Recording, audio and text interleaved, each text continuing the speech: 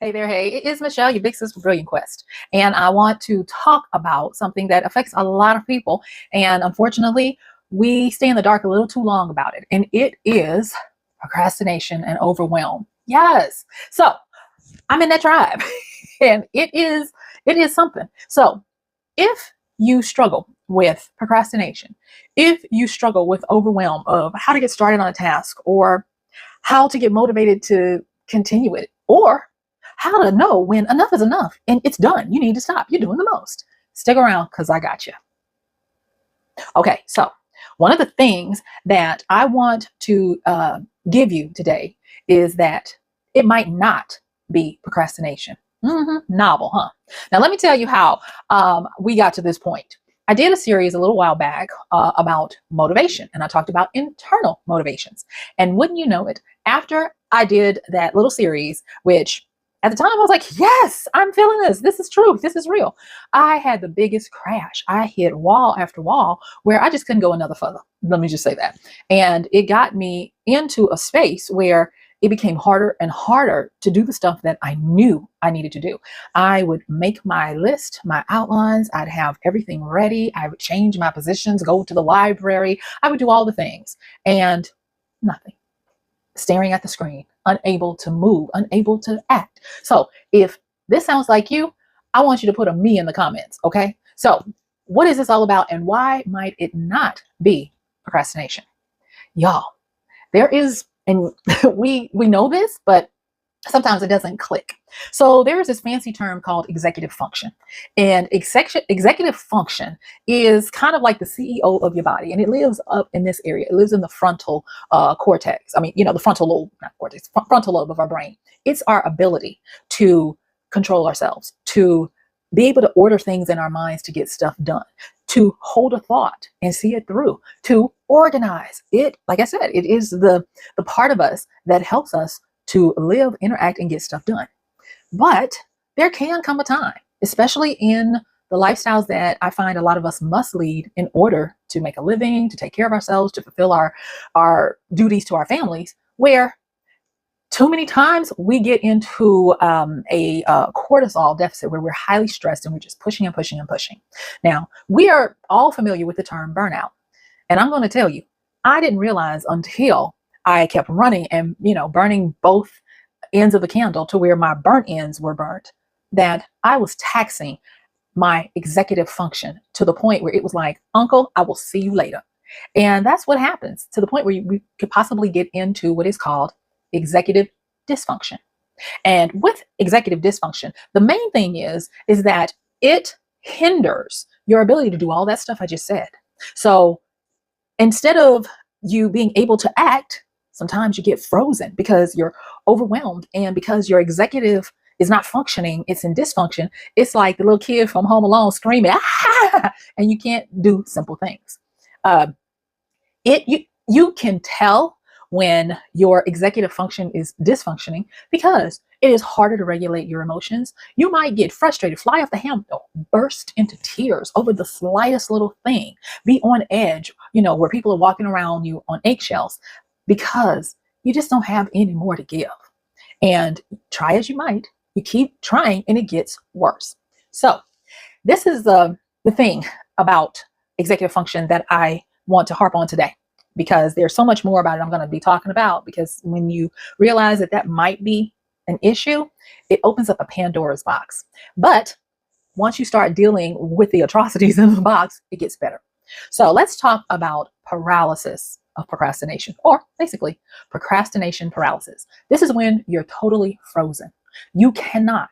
And people are like, you can do this. I don't understand what the problem is. It may be. And this one, I have found that it is a dirty secret of a lot of people who are operating in executive dysfunction, who may or may not know that that's the issue. And that is that you have the ability, the resources, the talent, the skills, the support to get it done, and yet you still cannot. Certain things are said like lazy or unmotivated or you don't care. And that's anything but. You care, and you care a lot. And you spin your wheels trying so hard on here. You're trying and you try a lot, and you're exerting so much energy to get just a little bit done. Um, it's very mentally painful, and you suffer a lot of times in silence. And this other little part of the secret, especially if you're working for someone and or in a company and you got team members dependent on you and all these other things are starting to happen, you might find yourself lying, saying, oh yeah, I've done this and I've done that, when you haven't. And you're telling people what you would have liked to have done, what you on a good day would think you had done. And it's all lies. And there's so many people suffering like this. So today I want to give you a little insight. And you guys, I know that you're like, why is she wearing these glasses? Well, first of all, I can't see you, and I want to be able to see you. So I'm wearing the glasses. So please forgive if you are seeing, the shine, but it's all blurry now. If I don't have them on, I feel discombobulated. So bear with me, y'all. And, even if you have to just close your eyes and listen to what I say, do that. All right. So let's talk about this paralysis when it comes to procrastination. So the first and foremost thing is one size does not fit all. Oh, I wish I could just give you 3 things that are going to cover it for everyone. But instead, what I'm going to do is I'm going to give you 3 things, and I'm going to, with love, send it out to you and hope that it will help make it better. All right. So if you're finding that you're in procrastination paralysis, you're frozen, you can't move forward, there's nothing you seem to do, it's sending you into anxiety and depression loops where you're depressed, then you're anxious because the deadline is coming. The number one thing I want you to do is I want you to recognize that you are not going to be able to trigger what we would call hyperfocus. Now, for all my HDH folk out there in my tribe, that's how we normally live our lives. We try really hard to trigger this magical flow state that we think is very healthy when it's not.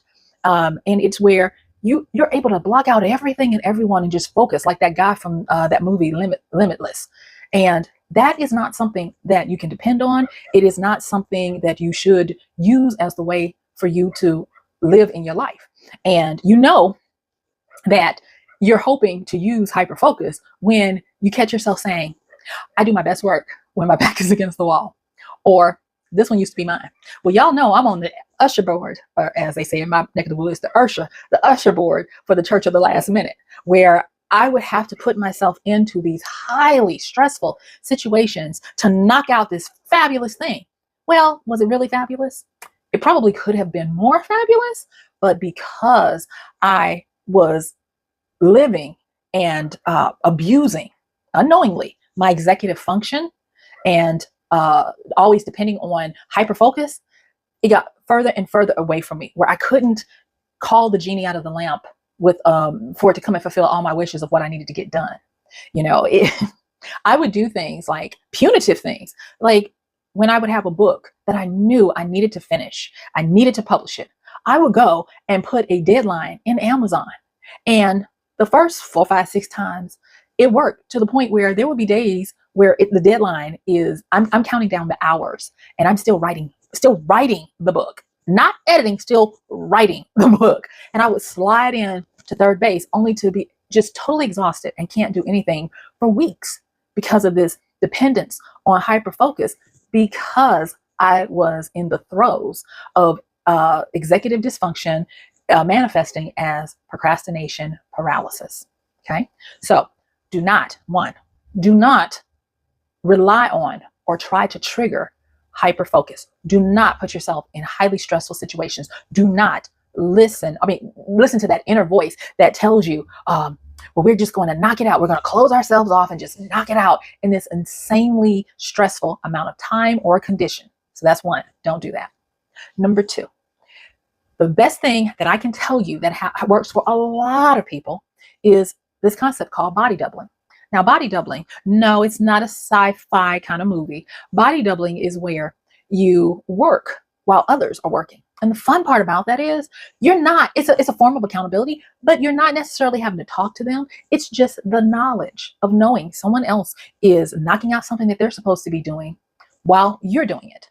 Now, if you're able to talk to these people or whatever, you can put certain times so that we're all active. And it does not matter the span of distance. It simply matters that there is someone, a body, that's working and you're working. You don't have to be working together. You don't have to be working on the same thing. You just need to understand that you're not alone. Okay. So body doubling, that's the number 2 thing. Number 3 is breaking it down to the manageable parts. I'm currently working on a new series in a new genre of books, and I'm quite excited about it. But it's been hard to knock out the words like I normally would in my traditional book. Since, and I used to tell myself, oh, it's because you've been writing, in that genre for years. You know that like the back of your hand. And it's not that. It is that I have been trying to work with. And I don't know if you can repair dysfunction, the executive dysfunction, but I've been doing what I can. And so that's why I'm sharing it with you. And I'm learning to break it down to the manageable parts. And y'all, there is this tool. It's a free tool, a free resource. It was developed by a guy who has a lot of friends that suffer from ADHD. And he put the tool out there as a love letter to us folk like that. And it's called, it's y'all see, look at this. I should have wrote it down because I call it Gremlin. It's not Gremlin. So I am going to put it right here, but it's .tools. And it has this area where it's called the magic board. And what it does is it allows you to put what you want, the task that you want to accomplish in there. And then it has these little chili peppers. And the default is 3 chili peppers. And I think it'll go up to like 6. But what you do is you put what it is you're trying to do. And if you leave it on a default, it's going to give you a breakdown of the steps that you need to take to get this done. If it's something where you're looking at that step and you're like, there's no way I can get that done, increase the pepper. The more little chili peppers, the more steps it will give you. And I'm talking about steps. Like if you want to put in, I need to feed myself. I want to make chicken salad. You put in there chicken salad.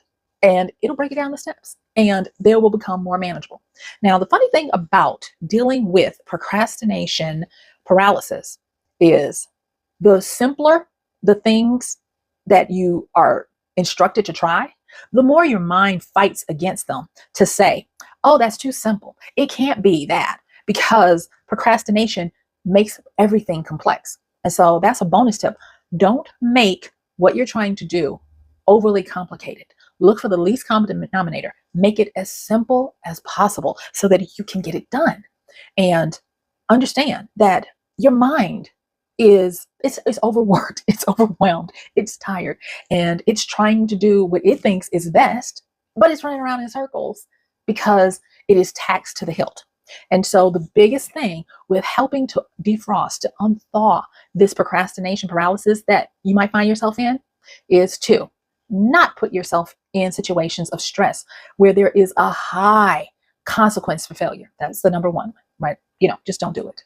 And a caveat to that, get an accountability person where you tell them, look, I have this. And it's hard sometimes to admit because it feels like you're admitting a flaw or a failure. And understand it's temporary. It will move. But just tell someone, look, I have this, or I want to do this, and I haven't been able to. And I want to keep myself accountable because I want to intend to do better. And I have to be okay with failing, because that's the other side of not getting into hyper focus is the fear of failure, that you're going to miss the deadline. So remember when I told you about me doing those deadlines for Amazon? Mm-hmm. Well, one of those times I didn't slide into home base at the last minute. And I got penalized where I was not able to use that particular feature of Amazon for a whole year. I didn't try to appeal it or any of that kind of stuff. At the time, I was like, you know what? Just take your lumps, take your bruises. And I learned, I don't care how long it takes me to write this book, I'm not putting it on pre-order. And so that was my learned lesson. Did it take me a long time to get the books? Yeah, it still does. But I learned, stopped putting myself in those church of the last minute, high stress situations where the failure has enormous consequences that a lot of times don't just affect me or you, but many people. Okay. The next one, remember when I talked about it, is what you want to do is you want to make certain and sure that you're able to have a body double. If that helps you, you will be amazed. Something that simple, just knowing there's someone else out here working and trying to tackle what it is they're tackling. The caveat to that, do not let your mind tell you these crazy little things about, well, they're getting their work done and I'm just sitting here staring. Nope. We're not going to do that, because that gets you into comparison. And that is not what body doubling is for. Body doubling is kind of like a comfort blanket to know you're not in this alone. And the reason why it works so well is because there's no judgment after. Now, yeah, you can be accountable if possible and tell people what you got done. But if you didn't get anything done and you sat there and you fidgeted and you stared at the wall and you daydreamed, guess what? You can try it on the next go. But understand, don't go it alone. And then the last one, and you guys, I'm actually trying to remember the name. This is quite embarrassing that I am not remembering the name of this resource, but I think it's really good. Is to break things down into smaller increments. So there are days when I actually have to. I have to just say today my goal at this writing session is to get one good sentence in or one good paragraph in. And guess what? Sometimes I get a paragraph. I don't like it, but I don't beat up myself for it. And I'm able to make it. Now guess what? Yay! I looked at it. It's not Gremlin, it's Goblin. So it's goblin.tools. Goblin, GOBLIN.tools. Thank you, internet. And so that has been one that once you start using it, I find that you don't need it as much. It's kind of like a pacifier and a crutch to help you get back on to things that you can do. All right, so closing this out because I want you to go out and try these things. I'm gonna recap it really quick. So the first thing is do not rely on hyper focus. Don't put yourself in high stress situations of looming deadlines to get things done. That is not normal. That is not how it works. And it only makes your executive function dysfunction even more. A remedy to that is to be accountable to someone. Confess your sins. Or, confession is good for the soul. And let someone know, hey, I'm struggling with this. I was supposed to get this done. I haven't gotten it done. I'm dealing with a bit of procrastination paralysis. I'm a little frozen. But what I won't do is I'm not going to wait till the last minute. And if they're willing, have them check in on you. Not, did you get your stuff done? No, but how is it going? Do you need to talk about it? Those types of things. Number 2. And that is going to be where you're wanting to have a body double, someone working along with you. It works. It can be a group of somebody's. Just knowing that when you're working and they're working to get their task done and you're getting your task done, it helps. And then number 3, break things down into smaller increments so that you can get a small win. Done is when you're dealing with executive dysfunction and you have tasks that you must get done. Done is the medicine. And that means if you are able to get one little increment done, it gives you a reinforcement that you're making progress, and it's very powerful. Okay. So those are the things that I wanted to tell you about. It might not just be procrastination. It might be that you have suffered burnout to the point where your executive functioning of the frontal lobe, that reasoning and logic area, is suffering, and it is affecting your ability to do stuff. And if this sounds like you, guess what? Yes, I have a brand new community. I had told you guys I'd hinted to it a little while ago, but y'all, the community is open, and I'm going to put the link to go join. At the time of this recording, I am opening it up for free to founding members as it goes forward, because we got to keep, pay the bills, keep the lights on. There will be a fee, but if you get in, if you go to that link and it's still available to join for free, you will be a lifetime member as long as I keep it open, and you won't have to pay anything. And I'm going to be in there sharing and supporting, and we will have ways for you to what? Body double. We will have ways for you to what? Ask for help, accountability. We will have ways for you, guessed it, to be able to break things down, to have a community that's working right along with you to achieve their brilliant quest. So this is Michelle, your big sis with Brilliant Quest. I'm inviting you to come on and join the group. Check the link in the description, and I will see you sooner than later. And be on the lookout. I'm going to talk a little bit more about some of the executive dysfunction. I'm even going to talk about some of the things that ADHDers, especially adult ones with late diagnoses, deal with that we thought was normal, and it's not. And some of the things that you can do to have better mental health. It should not be as hard as I thought, and a lot of people think, to just live daily. And I just need you to understand that you're not alone. There's nothing wrong with you. Your brain is not broken. It's just different. All right. So I'm going to see you sooner than later. Check the description. Come on in, join the group. And I know that my heart goes out to you, and I love you. All right. Talk soon.